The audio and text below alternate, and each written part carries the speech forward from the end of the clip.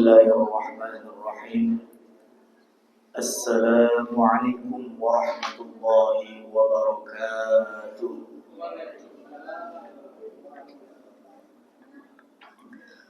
الحمد لله الذي هدانا لهذا وما كنا لنهتدي لولا أن هدانا الله. أشهد أن لا إله إلا الله وحده لا شريك له، وأشهد أن سيدنا ونبينا محمدا عبده ورسوله، لا نبي ولا رسول بعده، أما بعد.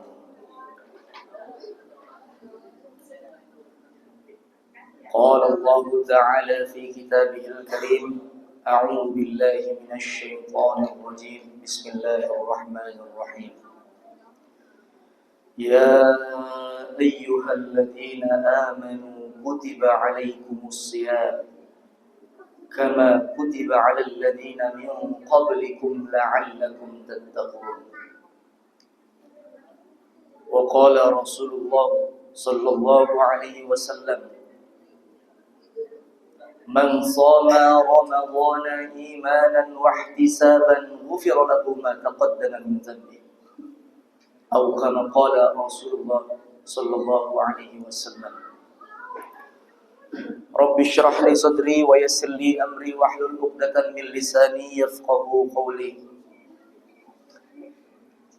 Pertama-tama, yang paling utama, mari sama-sama kita panjatkan kehadirat Allah Subhanahu wa Ta'ala, yang mana Allah telah memberikan karunia terbesar dalam hidup, yaitu berupa nikmat iman, nikmat sehat wal afiat, sehingga atas nikmat yang Allah berikan kita dapat berkumpul di dalam majlis yang mulia ini, di dalam masjid Jami'al Barakah, yang insyaallah yang ada di dalamnya kita termasuk daripada orang-orang minas salihin was salihat. Amin amin ya rabbal. Salawat serta salam mari sama-sama kita senandungkan kepada keharibaan baginda Nabi besar Muhammad sallallahu alaihi wa alihi wasallam. Allahumma shalli wa sallim wa barik, yang mana berkat perjuangan beliau kita semua sebagai umat muslim dan muslimat dapat beribadah sesuai dengan kapasitas dan keilmuan kita. Yang mana jikalau seseorang hamba beribadah kepada Allah tanpa didasari ilmu, kata Allah, la tuqbal, tidak diterima ibadah seseorang jika tidak didasari dengan keilmuan.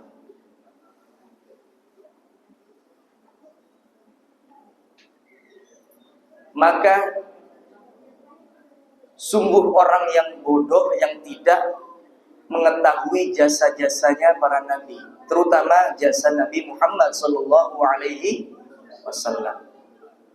Dengan cara apa kita memuliakan Nabi? Dengan cara apabila nama Nabi Muhammad disebutkan secara langsung maupun tidak langsung,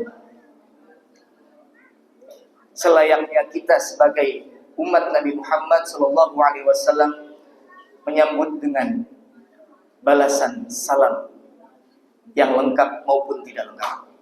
Allahumma sholli wa sallim wa barik. Disebutkan di dalam hadis, sepelit-pelitnya orang bukan dia yang ketika dia memiliki kelebihan harta tidak menginfakkan kepada orang yang membutuhkan, bukan.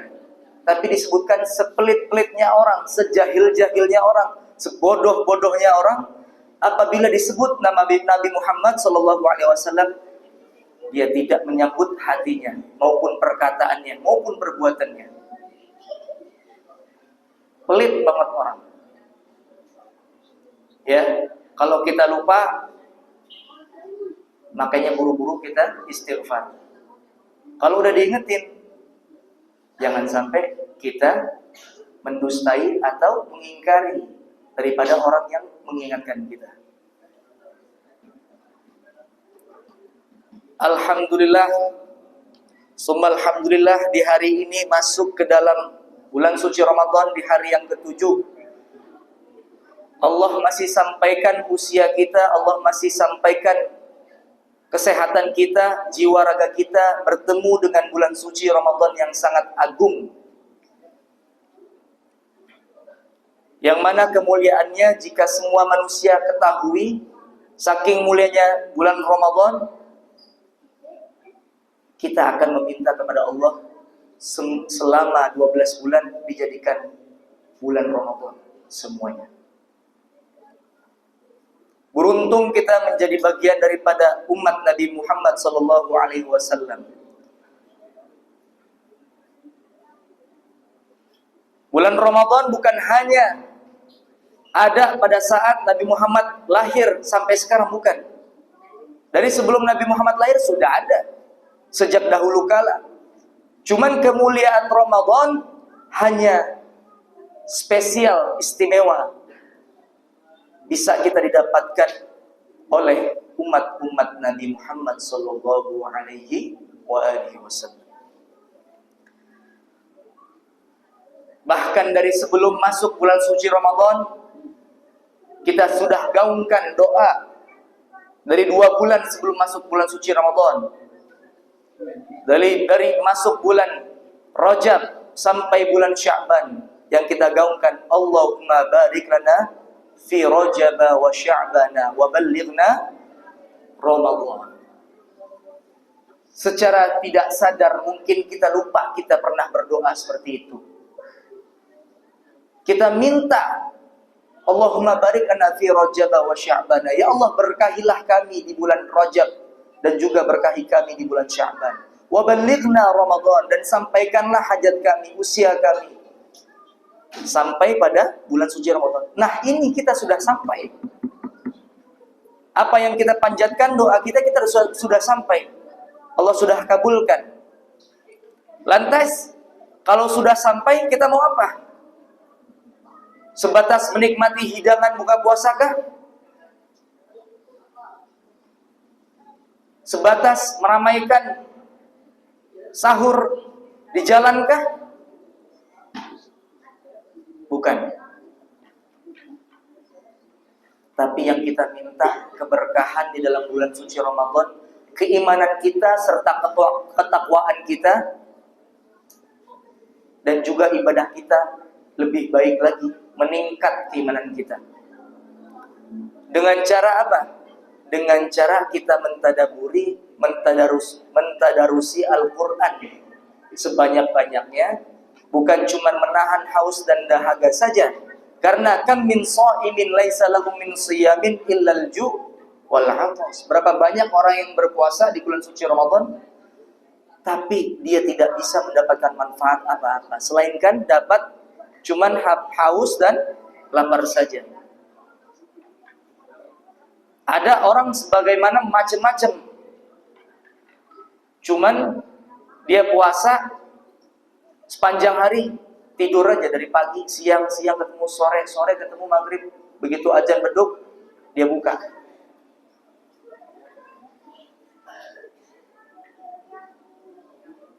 Ada juga yang menghidupkan setiap harinya dengan tadarus Al-Quran, zikrullah, zikir kepada Allah.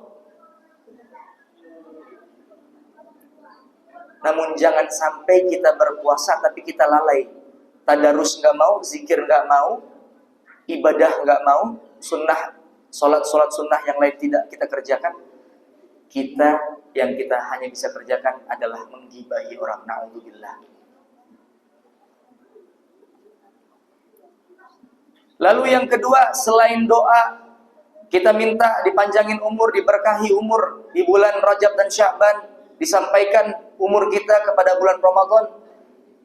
Kita juga pernah meminta, bahkan dalam satu hari minimal 17 kali dalam sholat kita. Yang kita minta apa? Ihdinas siratal mustaqim. Terkadang kita sholat, kita membaca surah Al-Fatihah, tapi kita tidak tahu makna apa yang kita baca. Kita minta sama Allah, ihdinas siratal mustaqim. Ya Allah, berikanlah kami jalan petunjuk, jalan yang lurus. Di dalam surat Al-Fatihah kita selalu minta minimal paling tidak 17 kali di dalam sholat wajib kita. Ya Allah, tunjuki kami hidayah, jalan yang lurus. Apa itu yang dimaksud jalan yang lurus yang kita minta? Ini yang sedang kita kerjakan.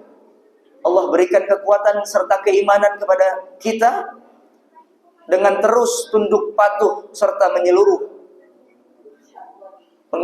mengerjakan segala apa yang Allah perintahkan dan menjauhi segala apa yang Allah larang.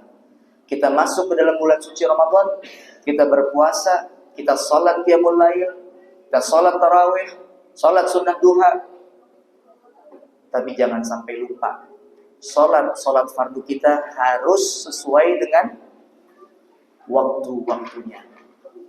Jangan sampai kita puasa sebulan hari 30 atau 29 hari, tapi ada cacat celah, kita tinggalkan sholat yang fardu. Jangan sampai lengah, jangan sampai lalai. Dalam surat Al-Fatihah kita minta ihdinas siratal mustaqim. Ya Allah, berikanlah aku jalan yang lurus. Dalam kali ini Allah menggunakan kalimat as-sirat yang bermakna jembatan. Allah tidak menggunakan kata thariq yang bermakna jalan. Sedangkan sirat bermakna jembatan. Ada apa ini? Kalau kita mentadaburi, kita berpikir tentang ayat-ayat yang tertuang di dalam surah Al-Fatihah ini, karena sirat itu tidak memiliki jamak lain, memiliki makna lain. Sedangkan jalan, ada jalan yang benar, ada jalan yang tidak benar. Sedangkan as-sirat bermakna jembatan, satu-satunya jalan yang hanya bisa ditempuh harus dengan jalan tersebut. Tidak ada jalan lain yang bisa menghantarkan kita pada suatu tujuan. Apa jalan yang dimaksud? Dilanjuti dengan siratal ladzina an'amta 'alaihim minan nabiyyin was-siddiqin wasyuhada'i was-shalihin. Yaitu jalan mereka orang-orang yang kau ridhoi dari golongan orang-orang para nabi-nabi, para aulia, minas shalihin wasyuhada, orang-orang syuhada berperang di jalan Allah, seperti itu orang-orang yang kau ridhoi. Jadi, jikalau kita membaca surat Al-Fatihah, kita renungin juga isi maknanya. Boleh jadi selama ini sholat yang sering kita pinta, setiap hari kita nggak ngerti maksud dari apa yang kita pinta di dalam doa-doanya. Makanya ada ulama yang mengatakan orang kalau khusyuk sholatnya, maka dalam kesehariannya dia juga khusyuk beribadah kepada Allah. Baik ibadah di dalam sholat maupun ibadah di luar sholat. Karena berapa banyak orang sholat-sholat juga tapi masih korupsi, masih maksiat sama Allah, masih mencuri harta yang bukan hak miliknya. Berarti sholatnya tidak memberikan manfaat kepada dirinya sendiri. Na'udzubillah, summa na'udzubillah.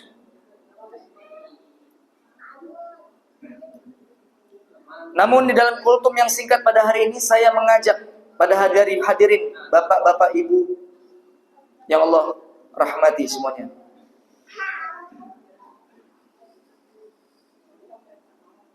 bahwa perintah puasa di dalam bulan suci Ramadan ini bukan hanya kita disuruh menahan haus dan lapar saja, tapi juga Allah ingin mengembalikan fitrah kita sebagai manusia, bahwa dengan berpuasa kita memiliki energi di atas rata-rata di bulan lainnya.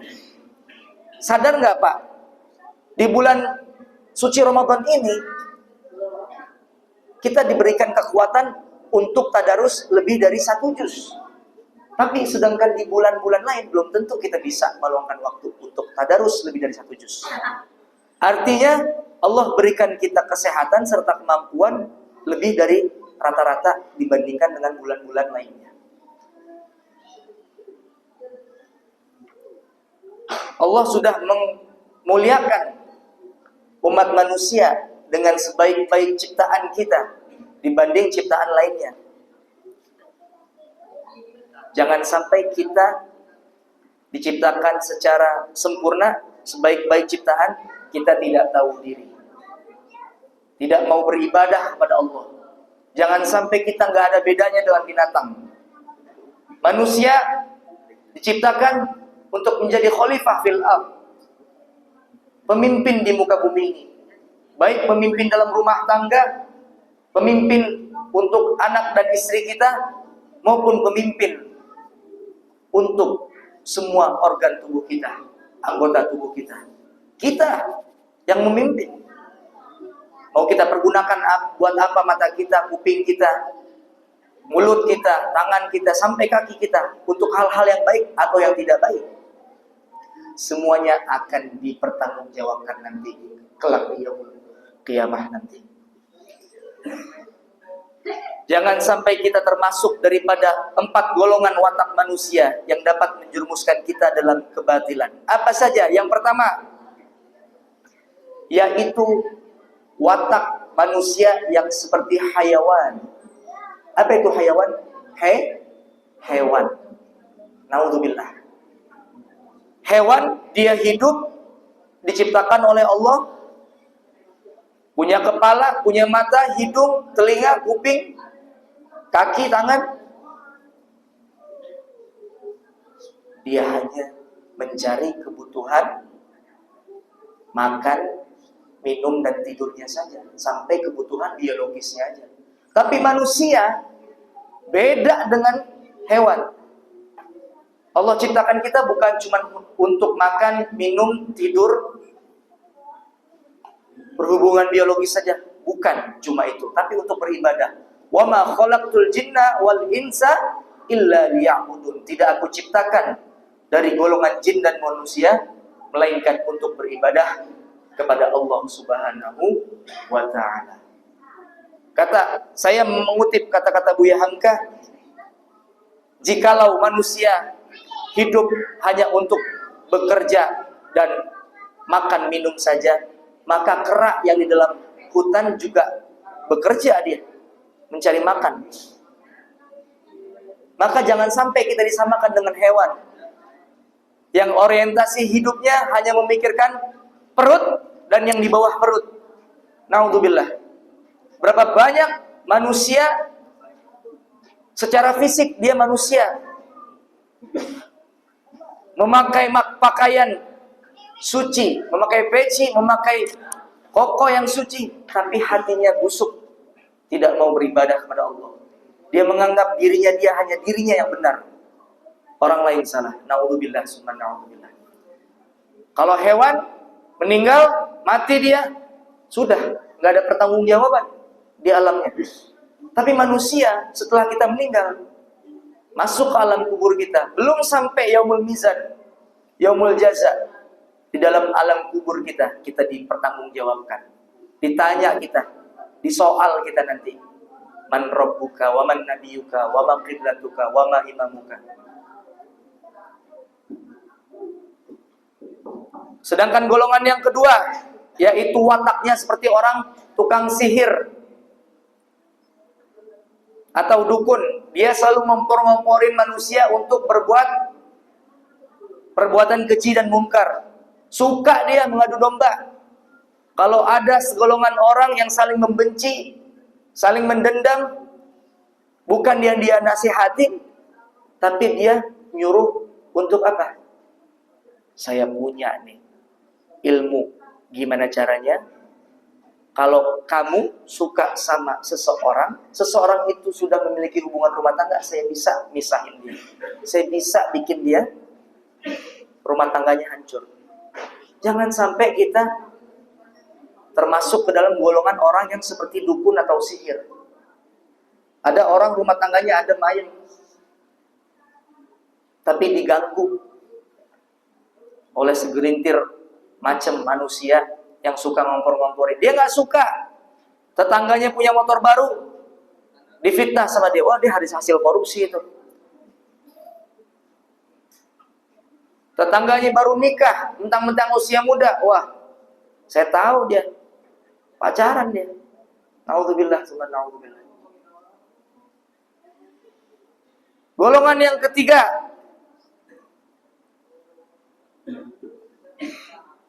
watak seperti syaitan. Kenapa syaitan? Dia nggak mau melakukan ibadah kepada Allah selama 24 jam. Yang dia lakukan hanya bermaksiat kepada Allah. Dengan membuang waktu yang sia-sia. Umurnya sebatas angka aja. Sampai menginjak usia 40 tahun, 50 tahun, 60 tahun. Dia baru sadar, ternyata umurnya terbuang sia-sia. Dia isi bukan ibadah, tapi bermaksiat sama Allah. Na'udzubillah, summa na'udzubillah. Jangan sampai anak-anak kita, cucu-cucu kita termasuk golongan yang ketiga. Wataknya seperti syaitan. Masuk bulan suci Ramadan, dia tidak tadarus Al-Quran. Yang dilakukan, pantengin YouTube terus, pantengin Instagram terus. Bahkan kelakuannya sudah tua, bertabur uban, tapi kayak anak-anak. Main game seharian sampai azan maghrib tiba. Alasannya kalau tadarus haus, kalau ibadah ngantuk. Itulah syaitan. Yuwaswisu fi sudurin nas. Dia selalu membisikkan hati manusia. Gimana caranya? Dia mencari teman sebanyak-banyaknya untuk jadi teman dia di neraka nanti. Dia nggak mau manusia masuk ke surga. Dan golongan yang keempat itu wataknya seperti iblis. Di mana watak iblis adalah hakikatnya sombong. Disuruh sujud sama Allah kepada Nabi Muhammad, bentuk penghambaan dia bahwa yang diciptakan ini Nabi Muhammad, ya, golongan manusia seperti kita, baru diciptain sama Allah. Tapi karena iblis ini sombong, dia lupa yang merintahi ini adalah Allah, Tuhannya dia. Tarik bandingnya dia, pakai nalar dia, pakai mindset dia. Kalau kata anak zaman sekarang, logikanya dia, nalarnya di jalan. Gua kan diciptain lebih dulu daripada si Adam. Diciptain dari api, sedangkan Adam dari tanah. Seharusnya dia yang nyembah saya, yang sujud kepada saya. Jangan sampai karena kesombongan kita tergelincir seperti iblis. Na'udzubillah, summa na'udzubillah. Jangan sampai karena kita diciptakan secara sempurna, fisik maupun batin kita nggak mau beribadah sama Allah. Karena orang-orang yang rugi itu datang bulan suci Ramadan, sampai Ramadan tinggalin dia, rugi dia karena sama sekali dosa-dosanya tidak diampuni oleh Allah Subhanahu wa ta'ala. Mungkin ini saja yang bisa saya sampaikan. Semoga kita semua, Allah senantiasa jaga iman kita, jaga rumah tangga kita, dan Allah jaga anak-anak cucu kita. Yang mana kelak harus kita tutup dengan sebuah kematian. Allah kumpulkan kita nanti, anak-anak kita, di dalam satu alamat yang bernama syurga. Amin, amin ya rabbal alamin. Wallahul muwafiq ila aqwamit thariq. Wassalamualaikum warahmatullahi wabarakatuh. Waalaikumsalam warahmatullahi wabarakatuh.